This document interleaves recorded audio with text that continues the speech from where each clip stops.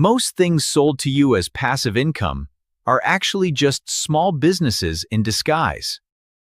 You see the thumbnail of a guy drinking a coconut on a laptop, and the promise is always the same. Do the work once, get paid forever. But if you actually look at the operational requirements of running an Airbnb, or managing a dropshipping store, or building a content site, the math tells a very different story. These aren't investments. They are second jobs with variable pay and zero benefits.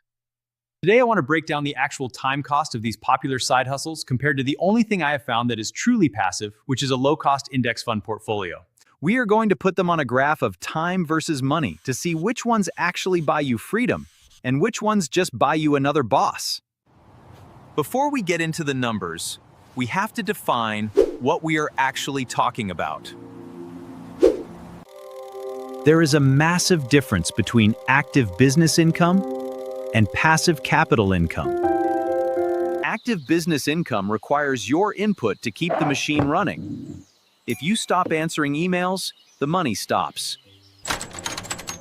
Passive capital income is when your money goes out and works, so you don't have to. The problem is that the internet has blurred these lines to sell courses.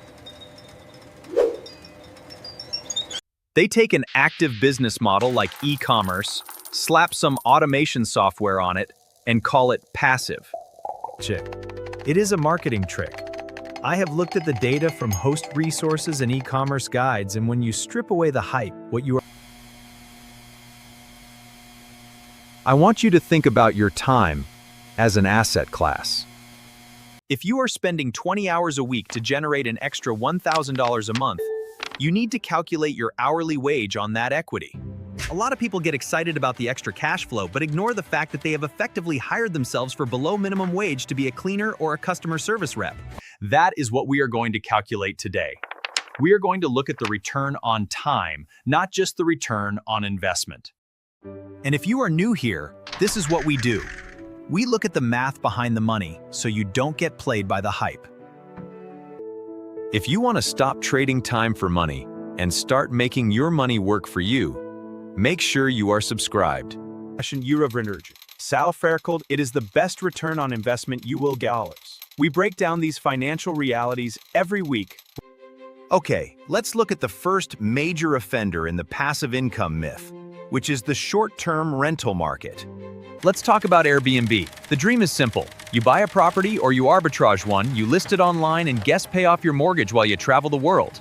It sounds perfect, it sounds passive. But when you dig into the host-facing resources, the people who actually run these units tell a completely different story. This is not real estate investing in the traditional sense. This is the hospitality industry, and hospitality is notoriously labor-intensive.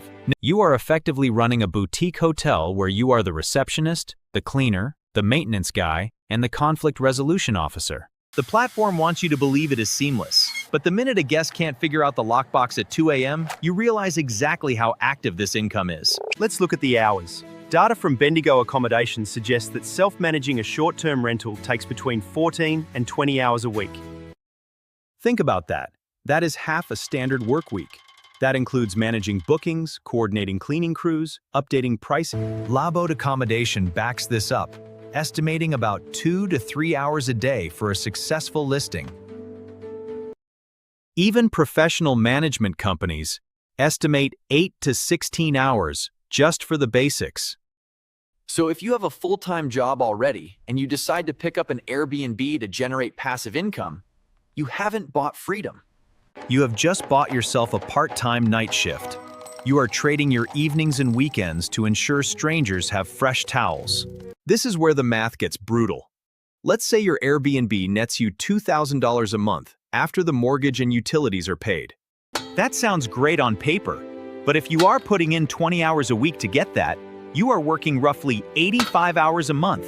$2,000 divided by 85 hours is about $23 an hour. Now, $23 an hour isn't terrible, but it certainly isn't wealth. And remember, that income carries risk. You carry the vacancy risk, the property damage risk, and the regulatory risk. If you adjusted that hourly wage for the risk you are taking, You might actually be making less than minimum wage. You are taking on the liability of a business owner for the wages of a shift worker. Ah! Beyond the math, there is the psychological toll. A study in Frontiers in Psychology described hosting as intimate yet fleeting interactions with strangers in your private domain. That is a fancy way of saying it is stressful. You are constantly on call. You are worrying about bad reviews. You are dealing with people who don't know how to use a thermostat, or who throw a party when they said it was just 2 people.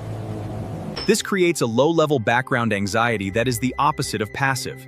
True passive income should lower your blood pressure, not raise it. With Airbnb, you are constantly tethered to your phone. Every notification could be a booking, or it could be a disaster you have to solve immediately. That mental load prevents you from ever truly clocking off. Now, the counter-argument is always automation. People say, "Tom, I will just hire a management company." And sure, you can do that. But management companies typically take 20% to 30% of your revenue. Not your profit, your revenue. Once you factor that in, your margins often collapse to the point where you would have made more money just putting that cash into a high-yield savings account. You pay for passivity with your profit margin. But if you think the housing headache is bad, wait until you see the reality of the second favorite internet side hustle. Because at least with a house, you own an asset. With dropshipping, you own nothing but a job. Dropshipping is marketed as the ultimate make money while you sleep strategy. You don't touch the product, you don't hold inventory, you just set up a store and let the supplier handle the rest. It sounds incredibly lean.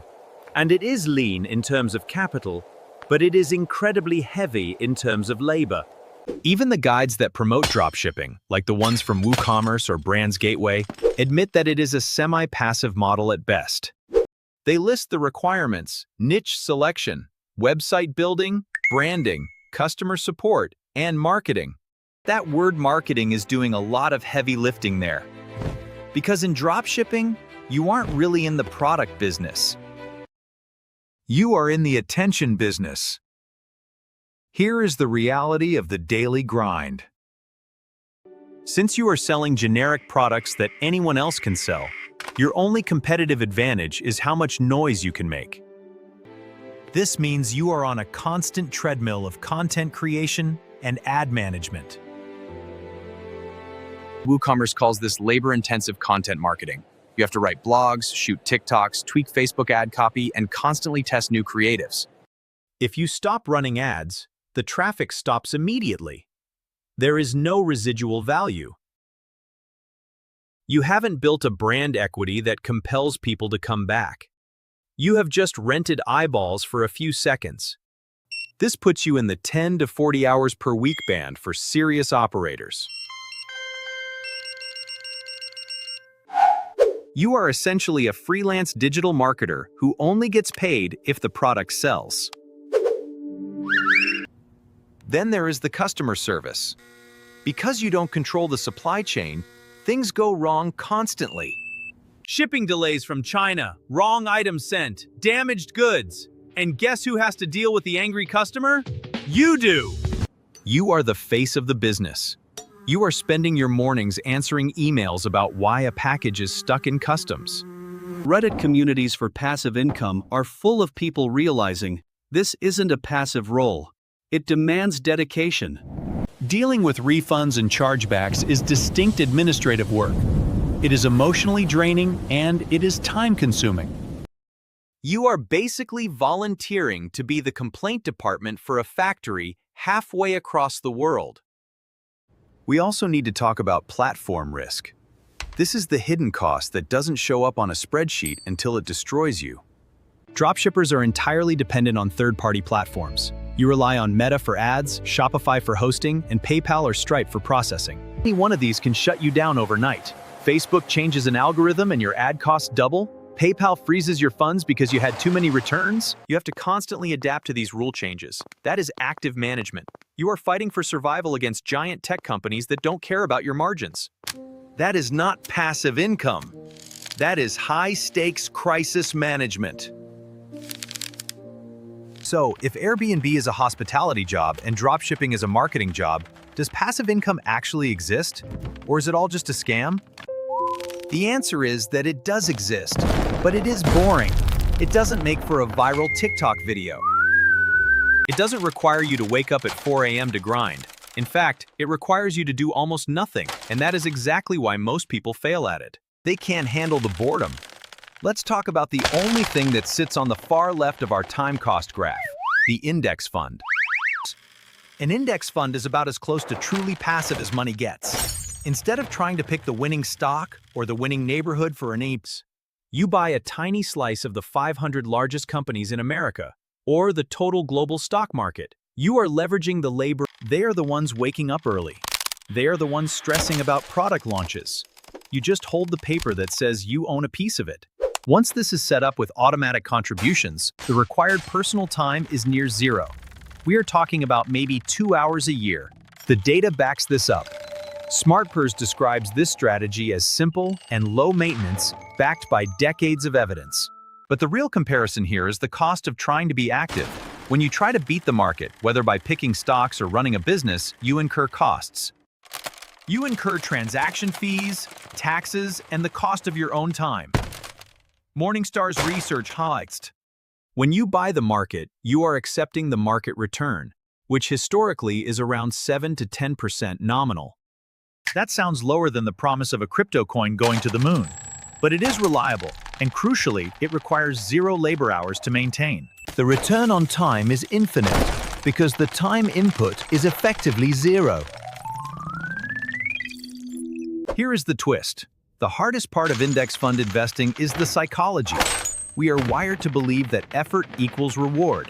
If we work harder, we should make more money. So when I tell you that the best strategy is to buy a total market fund and then literally do nothing for 20 years, your brain rejects it. It feels lazy. It feels like you're missing out on an edge. But the European Central Bank analysis notes that active funds consistently underperform after fees. The more you tinker, the more you usually lose. The work in passive investing isn't reading charts or managing properties.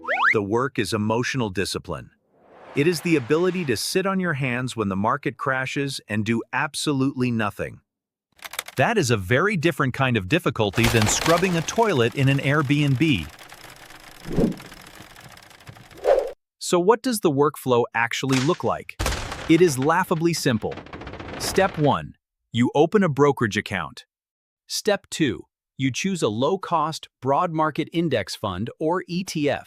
Step 3. You set up an automatic. Step 4. You log out and forget the password. That's it. Your maintenance is rebalancing once a year, which takes about 20 minutes.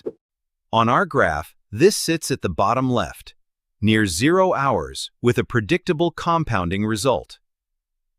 It is the boring path to wealth, but it is the only one that leaves you with the time to actually enjoy the wealth. Now I know what you are thinking. Tom, I can make way more money with an Airbnb than I can with a 7% return in the stock market. And you are right, you can. But you are comparing apples to oranges. You are comparing a business to an investment.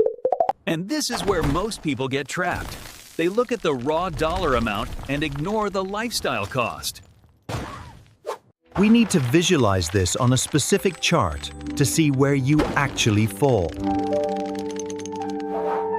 Picture a graph.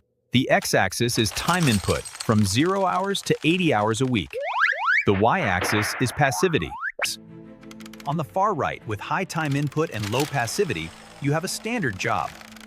Right next to it, often even higher on, you are working hard for that money. As you move left, you might find a managed real estate property where you pay a manager so your time goes down, but so does your return. Then, all the way on the far left, hugging the zero line, are index funds. The question isn't just how much money do I make? The question is, how much money do I make per hour of stress? This is the distinction you need to make. Airbnb and dropshipping are entrepreneurship. They are active businesses, and that is fine. If you want to be an entrepreneur, go for it. Build an empire. But don't kid yourself that it is passive. You are building a machine that requires your hand on the crank. Index funds are capital allocation. You are taking money you already earned and sending it off to multiply without you. If you are checking your phone every day, and that is a second job. And if you already have a job you don't like, Why would you go home and start another one that pays less and has no HR department? There is a place for active businesses. If you have zero capital, you can't invest in index funds because 7% of zero is zero. In that phase, you need active income. You need to hustle. You might need to start that dropshipping store or rent out that room to build up that initial pile of cash. But the goal should always be to move that cash from the active bucket to the passive bucket. The trap is getting stuck in the active forever. The end game is always true passivity. So here is the summary. Airbnb, it's a hospitality job. Dropshipping, it's a digital marketing job. Index funds, that is wealth generation. Don't let the internet gurus confuse you. They sell the dream of passivity using the mechanics of activity. If you want a second job, start a side hustle. It can be rewarding and it can be profitable. But if you want freedom, you need to separate your time from your money. That is what the S&P 500 does. It works while you sleep, while you vacation, and while you play with your kids without ever asking you to fix a leaky faucet. I want to hear from you guys in the comments. Have you tried Airbnb or dropshipping? Did you track your hours? I want to know what your actual hourly wage was when you factored in all the stress and the late-night emails. Let's get some peer review going down there so we can see the reality behind the Instagram posts. As always, thanks for watching, thanks for caring about the math, and I will see you in the next one. The weight of brutal math was proving too much to bear for Alex's trusty calculator.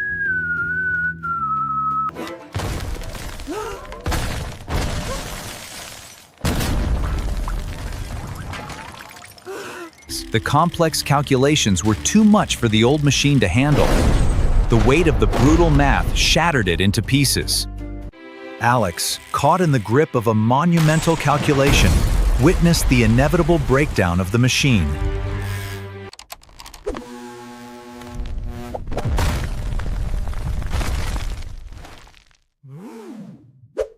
The system was overwhelmed.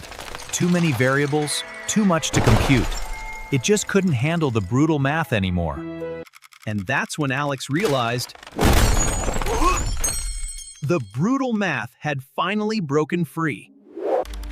Alex knew he had to confront the inevitable, as the numbers had simply become too brutal to comprehend. The burden became too great. The numbers revolted. Alex, an accountant known for his precision and calm demeanor, faced a crisis when his trusty calculator, burdened by brutal math, finally broke apart. The calculations have become too complex, reaching a breaking point. Alex knew he needed to calculate the answer, but the math was simply too much to handle. The burden of the calculation proved too heavy, and the delicate balance of the data began to crumble.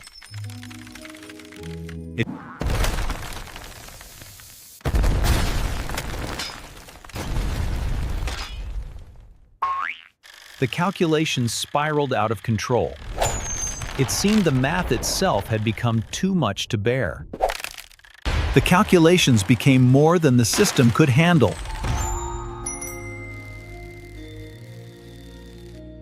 Alex knew he had to face the brutal math. But what happens when the numbers decide to fight back?